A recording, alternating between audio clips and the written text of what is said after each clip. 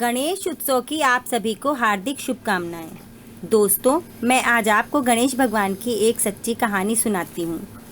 एक बार श्री गणेश भगवान ने पृथ्वी के मनुष्यों की परीक्षा लेने का विचार किया और वो बालक का रूप धरकर पृथ्वी पर भ्रमण करने लगे। उन्होंने अपने एक हाथ में एक चम्मच दूध ले लिया और दूसरे हाथ में एक मुट्ठी चावल ले लिए और वो पृथ्वी पर गली गली घूमने लगे। साथ ही साथ आवाज़ लगाते चल रहे थे कि कोई मेरे लिए खीर बना दे, कोई मेरे लिए खीर बना दे। कोई भी उन पर ध्यान नहीं दे रहा था, बल्कि लोग उन्हें देखकर हंस रहे थे। एक गांव से दूसरे गांव लगातार चक्कर लगाते घूमते रहे। सुबह से शाम हो गई, तभी गांव के किनारे एक झोपड़ी में बुढ़िया बैठी थी। बुढ़िया बहुत ही कोमल दिल की थी, लेकिन बहुत ही गरीब थी। बुढ़िया को उस गणेश रूपी बालक पर दया आ गई। उन्होंने उस बालक को बुलाकर कहा, लाओ, मैं तुम्हारे लिए खीर बना देती हूँ। इस पर गणेश रूपी बालक ने कहा, आप अंदर से एक बर्तन ले आइए जिसमें ये दूध और चावल दे सकूं। इस बात को सुनकर बुढ़िया अपनी झोपड़ी से एक छोटी कटोरी ले आई।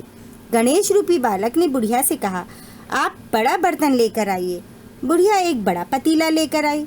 भगवान गणेश ने उस पतीले में दूध डालना शुरू किया। जल्द ही वह पतीला दूध से भर गया। इस तरह बुढ़िया की झोपड़ी के सारे बर्तन दूध से भर गए। बुढ़िया यह देखकर आश्चर्यचकित हो गई और बोली, ये तो बहुत ज़्यादा है।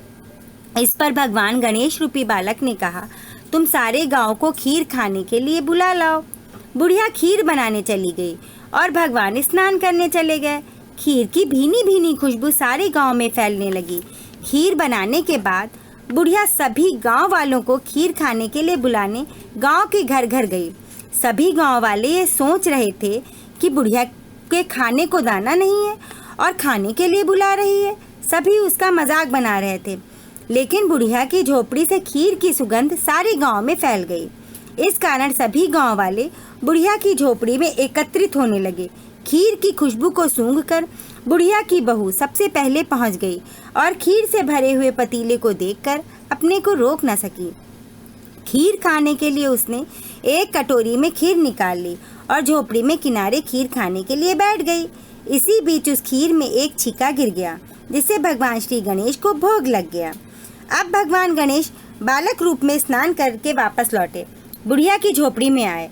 बुढ़िया ने बालक से कहा, भोग लगाओ। तो भगवान रूपी बालक ने कहा, मेरा भोग लग चुका है, खीर आप खाओ और गांव वालों को खिलाओ।